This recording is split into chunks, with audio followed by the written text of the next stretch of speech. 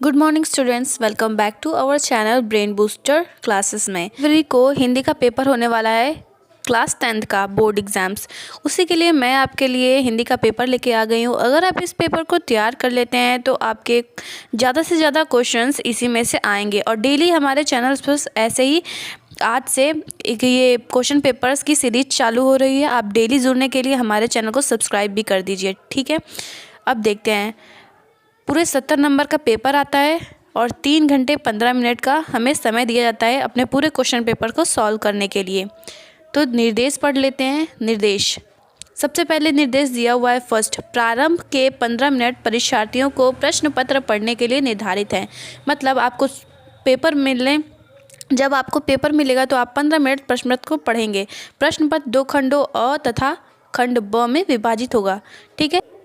तीसरा निर्देश दिया हुआ है कि प्रश्न पत्र के खंड अ में बहुविकल्पी प्रश्न हैं, जिसमें सही विकल्प का चयन करके ओएमआर शीट पर नीले रंग अथवा काले बॉल पेन से सही विकल्प वाले गोले को पूर्ण रूप से काला करें, ठीक है। ओएमआर शीट पर यह भरना होगा नीले अथवा काले पेन से। ओएमआर शीट पर जो आपके 20 बहुविकल्पी प्रश्न आएंगे ओएमआर शीट पर उन्हें फिल करना होगा ब्लैक या ब्लू पेन से।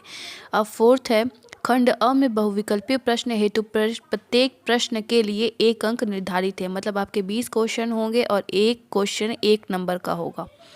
उस हिसाब से आपको अच्छे से अटेंड करने हैं। फिफ्थ वाला, प्रश्न पत्र के खंड अ के प्रश्नों हेतु 1 घंटा तथा खंड ब के प्रश्न हेतु को हल करने हेतु 2 घंटे का समय निर्धारित है। इसका मतलब है कि जो आपके बहुविकल्पी प्रश्न होंगे 20, उसे 1 घंटे का समय आप लेकर उसे अच्छे से अपने पूरे 20 प्रश्नों को सॉल्व करिएगा और हमारे शीट पर भरिएगा। और बाकी के ब जो है उसे 2 घंटे का समय निर्धारित है उसे सॉल्व करने के लिए। उसके बाद प्रत्येक प्रश्न के सम्मुख उनके निर्धारित अंक दिए हों। प्रश्न पत्र जब आप देखेंगे तो उसके सामने जिस भी क्वेश्चन का जो भी क्वेश्चन होगा उसके सामने उसका प्रश्न अंक जो जितने नंबर आपको मिलेंगे उसे हल करने के लिए वो आगे दिया होगा। अब देखते हैं खंड अ बहुविकल्पी प्रश्न। यहाँ से स्टार्ट करते हैं। चिंतामणि के रचयिता हैं, इसका आंसर दीजिएगा आप लोग। डॉक्टर राम कुमार वर्मा, जयशंकर प्रसाद, आचार्य रामचंद्र शुक्ल या प्रेमचंद्र। इसे आप लोग ओएमआर शीट पर आपको भरना पड़ेगा जब आपको प्रश्न पत्र मिलेगा तो इसका सही आंसर हो जाएगा आचार्य रामचंद्र शुक्ल। दूसरा क्वेश्चन है, पंच परमेश्वर कहानी के लेखक हैं। मतलब पंच परमेश्वर कहानी के लेखक कौन है? आचार्य रामचंद्र शुक्ल, प्रेमचंद्र, यशपाल, राजेंद्र प्रसाद। तो जो कि हम जानते हैं कि प्रेमचंद्र पंच परमेश्वर कहानी के लेखक हैं। तीसरा है, जयशंकर प्रसाद का नाटक नहीं है। मतलब ये पूछा जयशंकर प्रसाद का नाटक इसमें कौन सा नहीं है? तो ध्रुव स्वामिनी, चंद्रगुप्त, लहरों के राजहंस और स्कंदगुप्त। तो लहरों के राजहंस जयशंकर प्रसाद का नाटक नहीं है, बाकी ध्रुव स्वामिनी, चंद्रगुप्त और स्कंदगुप्त ये हमारे जयशंकर प्रसाद के नाटक हैं। शेखर एक जीवनी उपन्यास के लेखक हैं। शेखर एक जीवनी उपन्यास के लेखक हैं, तो इसका सही आंसर हो जाएगा डी, अज्ञेय। और अज्ञेय का पूरा नाम सचिनानंद हीरानंद वात्स्यायन अज्ञेय, ये पूरा नाम है, इसे भी आप लोग याद कर लीजिएगा। अपनी खबर आत्मकथा है। नेक्स्ट क्वेश्चन है, अपनी खबर आत्मकथा है, तो इसका आंसर हो जाएगा फर्स्ट वाला, पांडे बेचन शर्मा उग्र की अपनी खबर आत्मकथा है। सिक्स्थ, भूषण किस युग के कवि हैं? भूषण किस युग के कवि हैं? तो इसका आंसर हो जाएगा रीतिकाल के कवि। ये बहुत ही ज़्यादा इंपॉर्टेंट है, ये प्रीवियस PYQ है जो मैं सॉल्व करवा रही हूँ। नेक्स्ट, ललित राम रचना है। ललित राम किसकी रचना है? मतीराम की रचना है। नेक्स्ट क्वेश्चन, यशोधरा रचना है, तो इसके लिए भी 1 अंक निर्धारित है। यशोधरा किसकी रचना है ये पूछ रहा है, तो ये मैथिली शरण गुप्त की रचना है। ये आपका सही आंसर हो जाएगा, मैथिली शरण गुप्त। नेक्स्ट क्वेश्चन है 9, आंगन के पार द्वार रचना है। आंगन के पार द्वार किसकी रचना है? तो इसका आंसर हो जाएगा अज्ञेय की। नेक्स्ट क्वेश्चन है, दीप शिखा का काव्य संग्रह रचना है, तो इसका आंसर हो जाएगा हमारा ऑप्शन दिया हुआ है महादेवी वर्मा के, जयशंकर प्रसाद की, सुभद्रा कुमारी चौहान की या सूर्यकांत त्रिपाठी निराला की। तो इसका आंसर हो जाएगा फर्स्ट वाला महादेवी वर्मा की। नेक्स्ट क्वेश्चन है 11, करुण रस का स्थायी भाव कहाँ होता है? ये हमारा इसमें 2 पार्ट में होता है, तो अब ये हमारा ग्रामर का पोर्शन चलेगा। करुण रस का स्थायी भाव पूछा तो इसका आंसर हो जाएगा शोक। 12 क्वेश्चन, चरण कमल बंद हरि राई, इसके लिए 1 अंक निर्धारित है और इसका आंसर हो जाएगा हमारा रूपक अलंकार, ठीक है। यह सममात्रिक छंद है। इसमें 4 चरण होते हैं और प्रत्येक चरण में 24 मात्राएं होती हैं। 11 और 13 मात्राओं पर यति होता है। यह लक्षण किस छंद का है, ये पूछ रहा है। तो हम सभी जानते हैं कि इसका आंसर हो जाएगा हमारा रोला छंद। रोला में 4 चरण होते हैं, 24-24 प्रत्येक चरण में मात्राएं होती हैं और 11 और 13 पर यति होता है। ठीक है, नेक्स्ट क्वेश्चन है पर्यावरण शब्द में उपयुक्त उपसर्ग। उपसर्ग क्या होता है? जो शब्द के पहले लगता है। परि प्लस आवरण। ठीक, तो ये हमारा पहले परि आ रहा है, तो परि हमारा उपसर्ग हो जाएगा, परि। तो ये सी वाला हमारा ऑप्शन सही हो जाएगा। नेक्स्ट क्वेश्चन है हमारा महानता शब्द में किस प्रत्यय का उपयोग हुआ है? तो इसका 1 अंक निर्धारित है। उपसर्ग हम लोग जानते हैं कि पहले लगता है और प्रत्यय बाद में, तो महान प्लस ता। ठीक, महान और ता लास्ट में आया है, तो इसका ऑप्शन है महा, ता, नता और ये सभी। तो ता वाला हमारा बी ऑप्शन सही हो जाएगा। नेक्स्ट क्वेश्चन है सुख दुख में समास है। योजक चिन्ह, ये होता है योजक चिन्ह, और योजक चिन्ह के अगल बगल में विपरीत शब्द होते हैं। जैसे सुख हो गया, उसका विपरीत दुख, तो इसका आंसर हमारा हो जाएगा द्वंद्व समास। निम्नलिखित में से अग्नि का पर्यायवाची नहीं है। तो अग्नि का पर्यायवाची इसमें से कौन सा नहीं है? अनल, अनिल, पावक या ज्वाला। तो अनिल हमारा सही ऑप्शन हो जाएगा। अग्नि का पर्यायवाची नहीं है, अनिल हमारा अग्नि का पर्यायवाची नहीं है। अध्यापक द्वारा कक्षा का जायजा लिया गया। वाक्य में प्रयुक्त वाच्य कौन सा है? अब अध्यापक के द्वारा, तो यहाँ पे हमारा कर्मवाच्य है। ठीक है, कर्म की प्रधानता है तो कर्मवाच्य हो जाएगा। यह मेरा पसंदीदा रेस्तरां है। 19वां प्रश्न है हमारा, यह मेरा पसंदीदा रेस्तरां है। इसके लिए भी 1 अंक निर्धारित है, तो इसका बी ऑप्शन सही हो जाएगा। सर्वनाम निश्चयवाचक और पुल्लिंग एकवचन। नेक्स्ट क्वेश्चन है तद स्त्रीलिंग शब्द का सप्तमी विभक्ति बहुवचन का रूप है। इसके लिए भी 1 अंक निर्धारित है, तो इसका हमारा आंसर हो जाएगा सप्तमी विभक्ति हो और बहुवचन में हो। ठीक है, तद स्त्रीलिंग जो हमारा रूप होता है, तो इसका बी ऑप्शन हमारा सही हो जाएगा तासु। यहाँ पर हमारे 20 में से 20 प्रश्न पूरे हो चुके हैं और इसके करने के आपको 20 नंबर मिल जाएंगे। चलते हैं अपने नेक्स्ट पार्ट पर, ब की तरफ।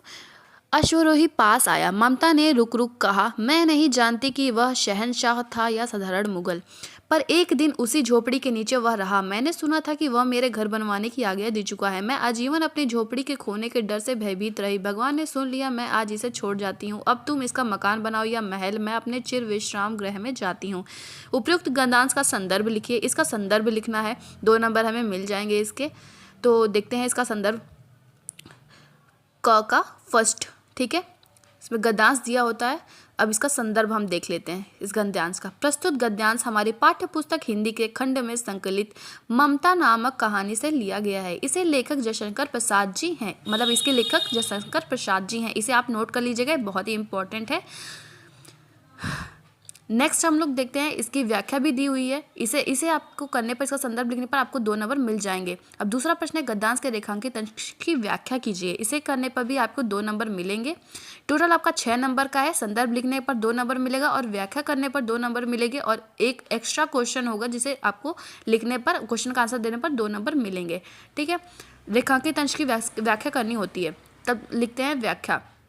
प्रस्तुत गद्यांश में लेखक जयशंकर प्रसाद जी कहते हैं कि जब घुड़सवार ममता के पास आकर रुका तो ममता ने उस घुड़सवार से बताया कि मैं यह नहीं जानती कि वह व्यक्ति कौन था, लेकिन मैंने सुना था कि वह व्यक्ति अपने अधिकारियों को यह आदेश दे रहा था कि झोपड़ी को तोड़कर एक अच्छा सा मकान बनवा दिया जाए। मैंने जिस दिन से यह बात सुनी थी, जब से वह झोपड़ी के टूटने से भयभीत रही। जिस झोपड़ी में मैंने अपने जीवन के इतने बरस गुजारे हैं, वह न जाने कब टूट जाएगी और मैं बेघर हो जाऊंगी। किंतु ईश्वर ने मेरी प्रार्थना सुन ली और अब तक मेरी झोपड़ी सुरक्षित है। जबकि मेरी मृत्यु निकट है और मैं अपनी झोपड़ी को छोड़कर ईश्वर की शरण में जा रही हूँ, तब यहाँ चाहे मकान बनाओ या महल। ये आपके रेखांकित अंश की व्याख्या हो जाएगी। ये पूरी व्याख्या लिखने पर आपको 2 नंबर मिल जाएंगे। नेक्स्ट क्वेश्चन है हमारा, ममता के आजीवन भयभीत रहने का क्या कारण था, जो कि इसी गद्यांश में इसी गद्यांश से पूछा गया है। तो इसका आंसर है ममता आजीवन अपनी झोपड़ी के खोने के डर से भयभीत रही। ये इसका आंसर हो जाएगा पूरा, और इसके आपको 2 नंबर मिल जाएंगे। अब आगे देखते हैं। अथवा करके इसमें 2 क्वेश्चन आते हैं, गद्यांश हमसे पूछते हैं। तो ख वाला है, कितना जीवन बरस पड़ा है इन दीवारों पर, जैसे फसाने अजायब का भंडार खुला पड़ा हो। कहानी से कहानी बनती चली गई है, मंदिरों की कहानी, हाथियों की कहानी, हिरणों की कहानी, कहानी क्रूरता और भय की, दया और त्याग की। जहाँ बेरहमी है वहीं दया का भी समुद्र उमड़ पड़ा है, जहाँ पाप है वहीं क्षमा का सोता फूट पड़ा है। राजा और कंगले, विलासी और भिक्षु, नर और नारी, मनुष्य और पशु कलाकारों के हाथों सिरसते चले गए। हैवान की हैवानी को इंसानियत, इंसान की इंसानियत जैसे से कैसे जीता जा सकता है। कोई अजंता में जाकर देखे। बुद्ध का जीवन हजार धाराओं में होकर बहता है। जन्म से लेकर निर्वाण तक उनके जीवन की प्रधान घटनाएं कुछ ऐसे लिख दी गई हैं कि आंखें अटक जाती हैं, हटने का नाम नहीं लेती। तो इसका प्रयुक्त गद्यांश का संदर्भ लिखिए। इसको करने के आपको 2 नंबर मिलेंगे। तो देखते हैं संदर्भ। प्रस्तुत गद्यांश हमारी पाठ्य पुस्तक हिंदी गद्य में संकलित अजंता नामक पाठ से लिया गया है, जिसके लेखक डॉक्टर भगवत शरण उपाध्याय जी हैं। इसको कर देंगे तो आपके 2 नंबर मिल जाएंगे। दूसरा हम लोग देखते हैं। इसका दूसरा क्वेश्चन है, गद्यांश के रेखांकित अंश की व्याख्या कीजिए। इसको करने पर भी आपको 2 नंबर मिलेंगे।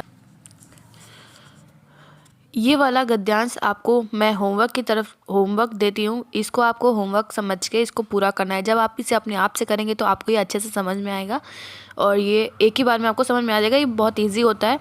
तो ये आपको होमवर्क करना है और सिर्फ रेखांकित अंश की व्याख्या ही करनी है, इतना आपको ध्यान रखना है। और पेपर में भी रेखांकित अंश की व्याख्या ही करनी है। नेक्स्ट क्वेश्चन है हमारा, कलाकारों के हाथों से क्या क्या सिरस्ते चले गए हैं। 2 नंबर से मिल जाएंगे आपको। इसका आंसर है राजा और कंगले, विलास और भिक्षु, नर और नारी, मनुष्य और पशु, सभी कलाकारों के हाथों सिरजते चले गए हैं। ये करने पे आपको 2 नंबर मिल जाएंगे बहुत ही आसानी से। अब हम देखते हैं 22 नंबर प्रश्न। निम्नलिखित में से किसी एक पद्यांश पर आधारित प्रश्नों के उत्तर कीजिए। ये हमारे काव्य खंड के प्रश्न है, जिसमें हमें 2 ठो पद्यांश हमें दिए जाते हैं। तो देखते हैं ये वाला, जिसमें 3 क्वेश्चन होते हैं पहले वाले पद्यांश में, और इसमें अथवा करके एक और दिए होते हैं। और इसमें भी हमारे 3 प्रश्न होते हैं, जिन्हें हमें 2-2 नंबर के होते हैं और तीनों प्रश्न को करने होते हैं। दोनों में से कोई एक ही करना होता है। अथवा में ये दिया होता है, ठीक है। पुरते निकसी रघुबीर बधु, धरि दीर दय मगमय डगद्र, झलकी भरी भाल कनी जलकी, पुट सुख गए मधुरा धर वय, फिर बूझती चलनो अब केतकी, पर्ण कुटी करिहो तीर तीय की लखी, अतुरातय पिय की अखिया, अति चारु चली जल चोय। और ये हमारा गद्यांश कंप्लीट होता है और इसके 3 प्रश्न होते हैं। उपयुक्त गद्यांश की व्याख्या कीजिए, जिससे हमें 2 नंबर मिल जाते हैं। तब देखते हैं संदर्भ। प्रस्तुत पद्यांश, इसके पद्यांश है। ये गद्यांश गलती से भी पेपर में मत लिख दीजिएगा, ये पद्यांश है, तो इसे आपका ध्यान रखना है। तो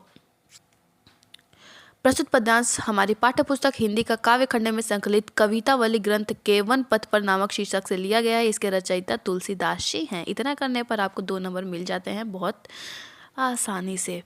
अब दूसरा क्वेश्चन है, श्री राम के नेत्रों से आंसू क्यों बहने लगे। इसके आपको 2 नंबर मिल जाते हैं। इसका उत्तर देखते हैं। सीता जी की थकावट से उत्पन्न व्याकुलता को समझ कर रामचंद्र जी की आंखों में आंसू आ गया।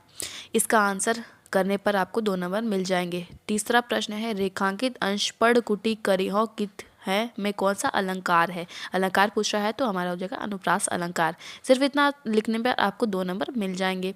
अभी अथवा करके दूसरा पद्यांश है, मेवाड़ केसरी वाला है ये। तो इसके तो आपको अच्छे से आता ही होगा। इसमें रेखांकित है, रेखांकित अंश की व्याख्या भी करनी है, ठीक है। तो बहुत ही इंपॉर्टेंट है, इसे आप लोगों को तैयार करना है। इसके साथ 3 प्रश्न आते हैं, सेम वही रहता है। पद्यांश का संदर्भ लिखना है, व्याख्या करनी है और एक एक्स्ट्रा क्वेश्चन होता है।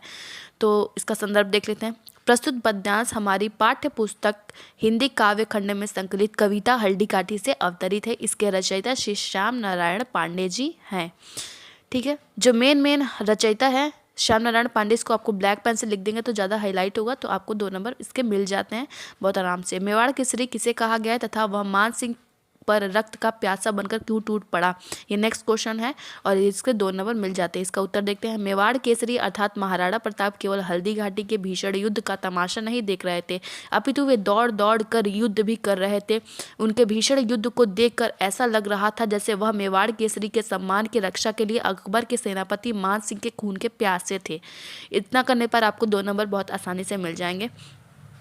अब नेक्स्ट देखते हैं। रेखांकित अंश में प्रयुक्त अलंकार का नाम लिखिए। ठीक है, तो अलंकार का नाम पूछ रहा है। मुक्तक, पुनरोक्ति प्रकाश, उत्प्रेक्षा तथा अतिशयोक्ति, ये 3 अलंकार इसमें हैं। इतना करने पर आपको 2 मिल जाएंगे। ठीक है, 2 नंबर मिल जाते हैं। नेक्स्ट देखते हैं 23 नंबर क्वेश्चन। दिए गए संस्कृत गद्यांश में किसी एक का संदर्भ सहित हिंदी में अनुवाद कीजिए। ठीक है, अथवा करके 2 आएंगे गद्यांश आपके संस्कृत में अनुवाद करने के लिए। संदर्भ लिखने के 2 नंबर मिलेंगे और इसकी व्याख्या करने पर 3 नंबर मिलेंगे। टोटल आपका 5 नंबर का गद्यांश होगा। इतना करने पर आपको 5 नंबर बहुत आसानी से प्राप्त हो जाएंगे। तो इसकी व्याख्या देख लेते हैं पहले वाले का। 23वें का क संदर्भ। प्रस्तुत गद्यांश हमारे पाठ्य पुस्तक हिंदी के संस्कृत खंड में संकलित वाराणसी पाठ से उद्गत है। अब इसका हिंदी अनुवाद देख लेते हैं। ये संस्कृत वाला पहले वाले क का हिंदी अनुवाद। यह नगरी भारतीय संस्कृति और संस्कृत भाषा का केंद्र स्थल है। यहीं से संस्कृत साहित्य और संस्कृति का प्रकाश सभी जगह फैला है। मुगल युवराज दारा शिकोह ने यहाँ आकर भारतीय दर्शन शास्त्रों का अध्ययन किया था। वह उनके ज्ञान से इतना प्रभावित हुआ कि उसने इन उपनिषदों को अनुवाद फारसी भाषा में करवा दिया। मतलब वो इतना प्रभावित हुआ कि उसने उपनिषदों की फारसी भाषा में करवा दिया उनका अनुवाद। ठीक है, अभी अथवा करके नेक्स्ट का है ख वाला। ये भी वैसे ही है। संदर्भ करने के 2 नंबर मिलेंगे और व्याख्या करने के 3 नंबर। टोटल हमारे 5 नंबर का, दोनों में से कोई एक करना होता है। चलिए संदर्भ देखते हैं ख वाले का। प्रस्तुत गद्यांश हमारी पाठ्य पुस्तक हिंदी के संस्कृत खंड में संकलित प्रबुद्धो ग्रामीणा पाठ से उद्गत है। इतना करने पर आपको 2 नंबर मिल जाएंगे। अब अनुवाद करेंगे। नागरिक बहुत देर तक सोचता रहा लेकिन पहेली का उत्तर देने में समर्थ नहीं हुआ, तो ग्रामीण से कहा मैं इस पहेली का उत्तर नहीं जानता हूँ। यह सुनकर ग्रामीण ने कहा यदि तुम उत्तर नहीं जानते हो तो मुझे 10 रुपये दे दो। अतः मलिन मुख वाले नागरिक ने शर्त के अनुसार उसने 10 रुपये दे दिए। अब 24वां क्वेश्चन देखते हैं। प्रश्न, नीचे दिए गए पद्यांश में से किसी एक पद्यांश का संदर्भ सहित हिंदी में अनुवाद कीजिए। ये हमारे श्लोक पूछे जाते हैं। श्लोक की व्याख्या करनी होती है, मतलब अनुवाद करना होता है, उनका संदर्भ भी लिखना होता है। पद्यांश हमारे हैं, संस्कृत के पद्यांश हैं। सर्वे भवन्तु सुखिनः, सर्वे सन्तु निरामया, सर्वे भद्राणि पश्यन्तु मा कश्चित् दुर्भाग् भवेत्। ठीक है, ये हमारे पद्यांश है संस्कृत के। इनका संदर्भ देखते हैं, जिसे करने पर हमें 2 नंबर मिलेंगे। प्रस्तुत श्लोक हमारी पाठ्य पुस्तक हिंदी के संस्कृत खंड के भारतीय संस्कृति नामक पाठ से उद्गत है। इस श्लोक के माध्यम से कवि ने संसार के कल्याण की कामना की है। अब इसका अनुवाद देखते हैं। संसार में सब सुखी हों, सभी निरोगी हों, सभी कल्याण देखें, कोई दुख का भागी न हो। संदर्भ आपको करने पर 2 नंबर मिलेंगे और इसका अनुवाद करने पर 3 नंबर। टोटल 5 नंबर का होता है। अथवा करके दिया होता है, दोनों में से कोई एक करना होता है। तो हम ख वाले का आपको बताते हैं कि इसका अनुवाद आपको कैसे करना है। ठीक है, अथवा करके नेक्स्ट वाले का ख संदर्भ। प्रस्तुत श्लोक हमारी पाठ्य पुस्तक के संस्कृत भाग के जीवन सूत्राणी नामक पाठ से अवतरित है। ये करने पर 2 नंबर आपको मिल जाएंगे। हिंदी अनुवाद, माता पृथ्वी से भी अधिक भारी है, पिता आकाश से भी अधिक ऊंचा है, मन वायु से भी अधिक शीघ्र चलने वाला है, तिनकों से भी बहुत अधिक चिंता है। ठीक है, इतना करने पर ये हमारा अनुवाद, यहाँ पर हमारा अनुवाद कंप्लीट हो जाएगा और यहाँ पे 3 नंबर आपको एग्जामिनर चेक करके दे देगा। ये मैं जितना कराते जाऊँ, ये सीरीज चल रही है और आपको इस चैनल से जुड़े रहना है। ठीक है, सब्सक्राइब जरूर करिएगा और बेल आइकन ज़रूर प्रेस कर लीजिएगा ताकि मैं कोई भी वीडियो डालूँ तो आपको पता चल जाए। डेली आएंगे इस पे वीडियोस। इतना कर लेंगे तो आपको पेपर में बहुत अच्छे मार्क्स प्राप्त हो जाएंगे। ये जिला वाइज एक 25वां प्रश्न है। जिला वाइज के हिसाब से आप जहाँ पर भी रहते हैं उसके हिसाब से आपको अपने स्कूल से संपर्क करना है। ठीक है, और उसके हिसाब से आपको वहाँ से आपको पता चल जाएगा कि आपके प्रश्न पत्र में कौन सा खंड काव्य का प्रश्न आएगा।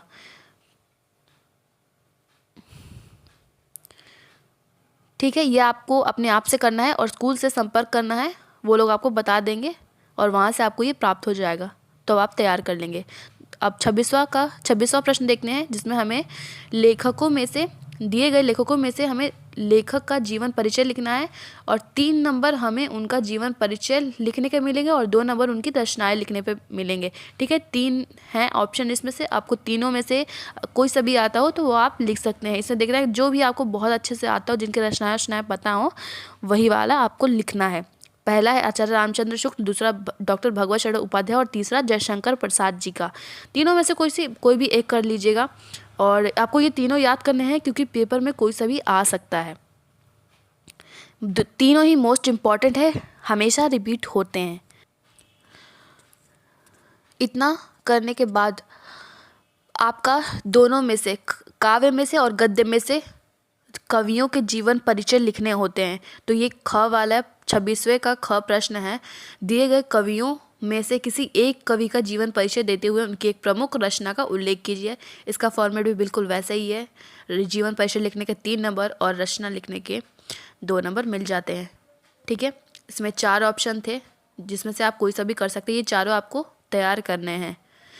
27वां प्रश्न है, अपनी पाठ्य पुस्तक में कंठस्थ कोई भी एक श्लोक लिखिए जो प्रश्न पत्र में ना आया है। जो प्रश्न पत्र में ना आया हो वही आपको श्लोक लिखना है। अगर जो प्रश्न पत्र में आया हो आप वो लिखेंगे तो आपके नंबर कट जाएंगे, मिलेंगे ही नहीं बिल्कुल भी।